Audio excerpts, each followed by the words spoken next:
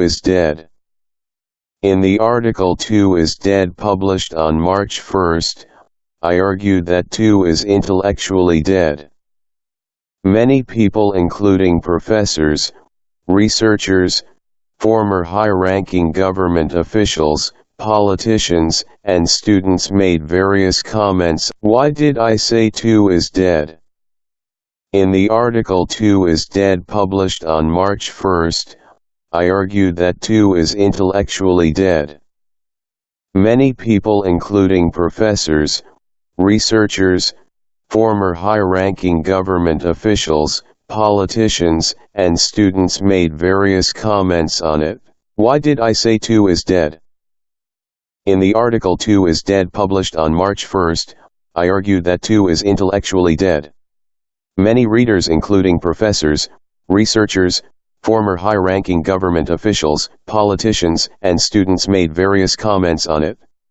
Some completely disagreed with my assertion. Some partially concurred with my view. They averred that 2 is not completely dead. The third group of commentators completely subscribed to my ideas. Those commentators who argued that 2 is not dead differ in respect of what led them to that argument. Some of them did not agree with me because they honestly but wrongly believe that my argument is replete with logical flaws. I call them logically honest commentators. However, some others argued that 2 is not dead not because they honestly believe so but because they believe, as Van Meter Ames did, that philosophy is dynamite capable of dismantling the existing order of things. Put it differently, what led them to say that 2 is not dead is their being afraid of potential adverse effect my argument may have on their current ability to retain the administrative power within 2. I give the name logically dishonest commentators to them. Some of these logically dishonest commentators committed what logicians call the ad hominem fallacy by attacking my circumstance, visiting lecturer, alleged frustration, rather than my argument. Why did I say 2 is dead? In the article 2 is dead published on March 1st, I argued that 2 is intellectually dead. Many people, including professors, researchers, former high-ranking government officials, politicians, and students made various comments on it. Some completely disagreed with my assertion. Some partially concurred with my view. They averred that 2 is not completely dead. The third group of commentators completely subscribed to my ideas. Those commentators who argued that 2 is not dead differ in respect of what led them to that argument. Some of them did not agree with me because they honestly but wrongly believe that my argument is replete with logical flaws. I call them logically honest commentators.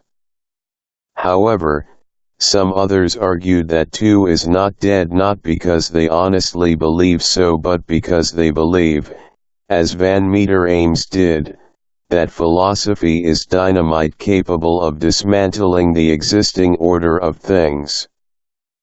Put it differently, what led them to say that 2 is not dead is their being afraid of potential adverse effect my argument may have on their current ability to retain the administrative power within 2. I give the name logically dishonest commentators to them. Some of these logically dishonest commentators committed what logicians call the ad hominem fallacy by attacking my circumstance, visiting lecturer, alleged frustration, rather than my argument. I do not think it is necessary to pay attention to the counter-argument set forth by the logically dishonest commentators governed by self-interest. However, I respect what the logically honest commentators said, though their counter-argument is not built on a strong logic. The comments made by the logically honest commentators reminded me of some comments made on the argument set forth by Francis Fukuyama in his article The End of History, published in 1989. Some critics tried to debunk his argument that history has come to an end by saying that history never ends since events never stop occurring. Their comments proved to be glib ones because what they meant by history was not what Fukuyama meant by it. He had used history in the sense of the ideological history but not in the sense of history of events that always occur in human society.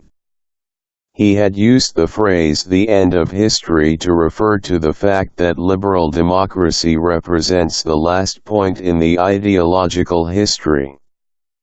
Intellectual birth and death of a university. Just as some commentators censored Fukuyama's argument without trying to understand the technical meaning he gave to the term history, the logically honest commentators criticized my argument without trying to know the technical meaning I gave to the phrase intellectual death.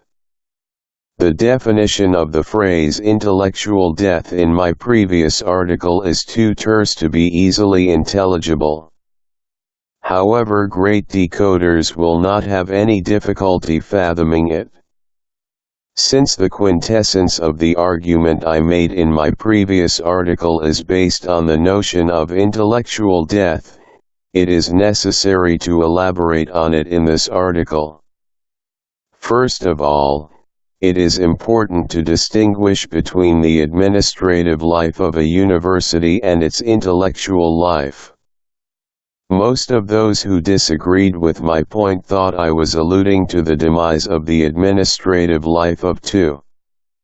The administrative life of a university refers to such activities as appointing administrative staffs and university teachers, enrolling students, conducting exams, etc., which we carry out to run a university.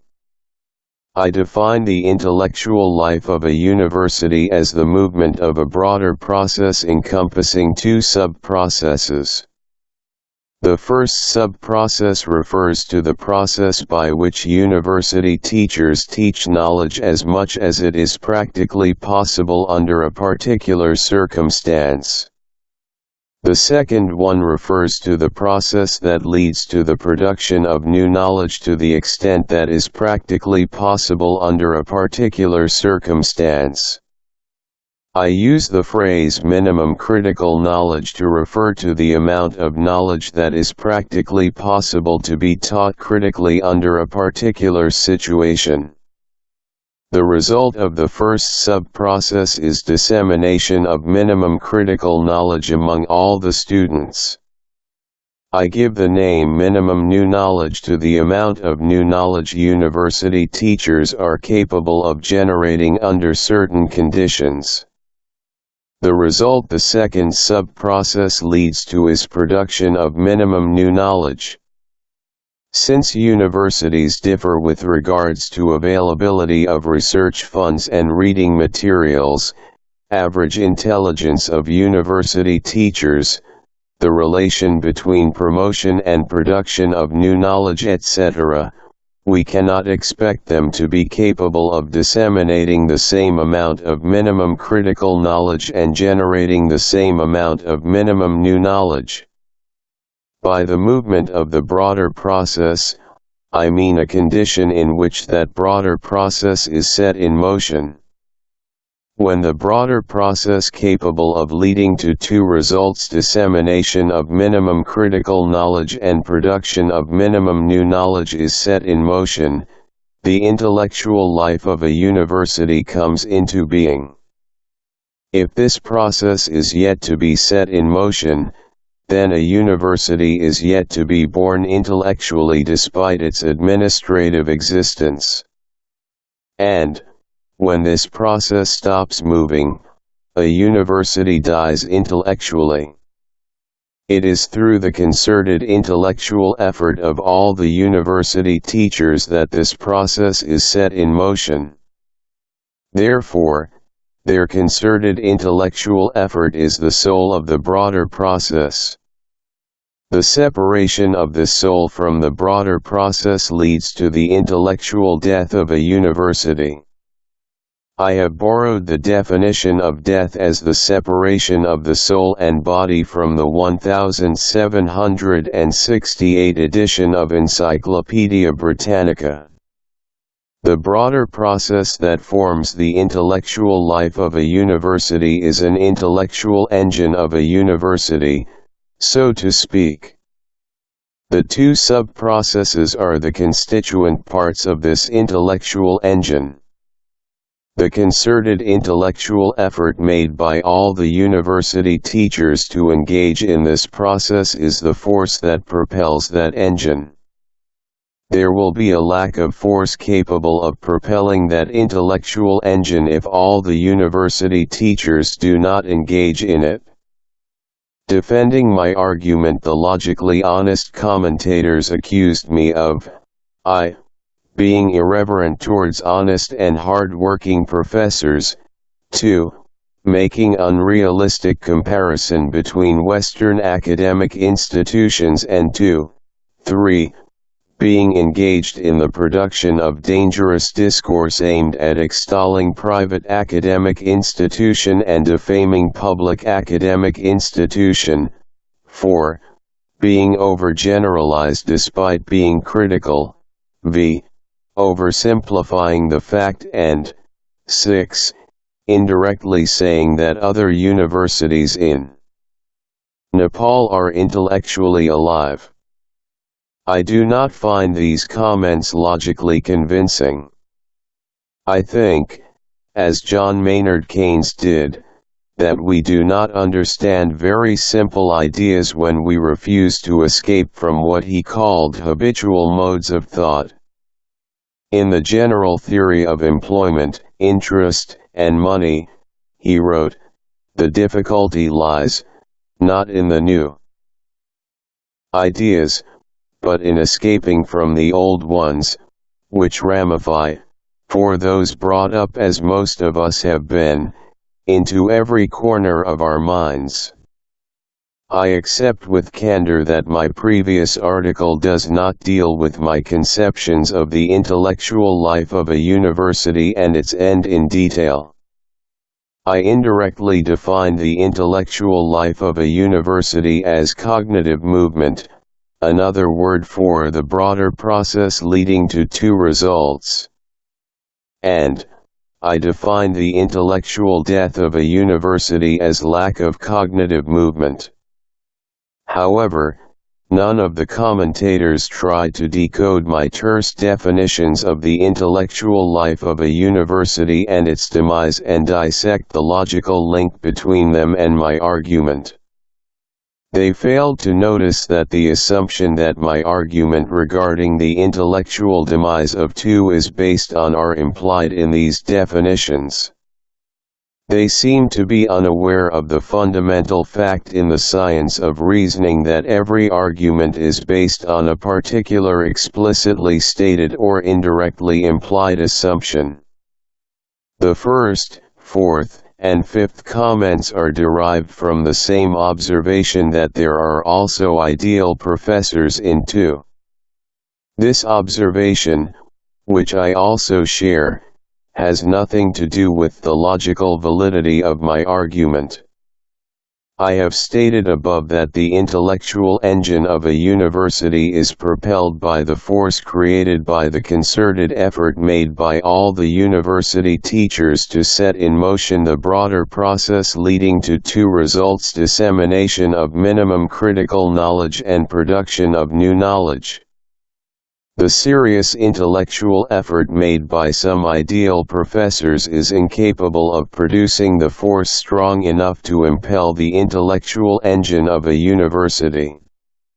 This means even when some ideal professors engage in teaching and research activities seriously, the intellectual engine of a university does not move due to lack of force adequate enough to propel it. In other words, a university is intellectually dead even when some ideal professors make a serious intellectual effort to disseminate minimum critical knowledge and produce minimum new knowledge. Therefore, when I say that two is dead, I do not mean that all the professors are remiss in their duty.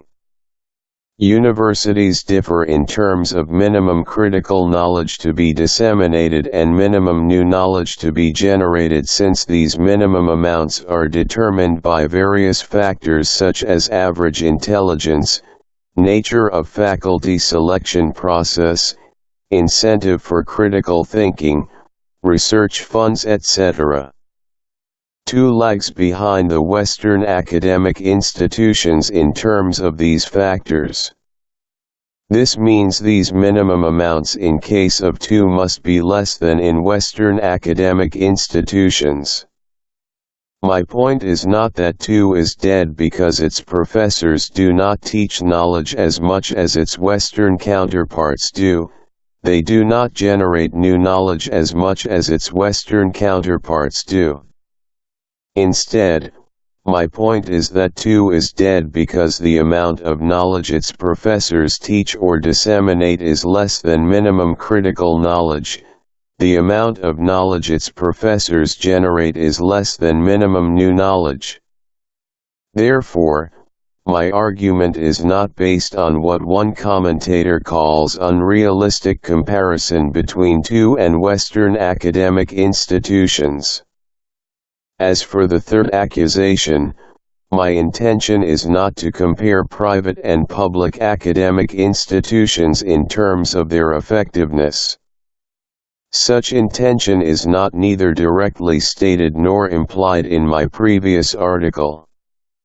My emphasis on the need for resurrecting 2 proves that I am interested in contributing to the dangerous discourse intended to hide the dark sides of private academic institutions in Nepal by presenting the largest public academic institution as ineffective.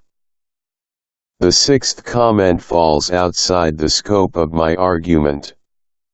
There does not follow a corollary from my claim about 2's intellectual demise that other universities in Nepal are intellectually alive. Nor does it follow from it that they are intellectually dead. The logically honest commentators of my previous article rushed headlong into glib comments without trying to understand the assumption my argument is based on. They seem to be unaware of the fundamental fact in the science of reasoning that every argument is based on a particular assumption, which is either explicitly stated or indirectly implied.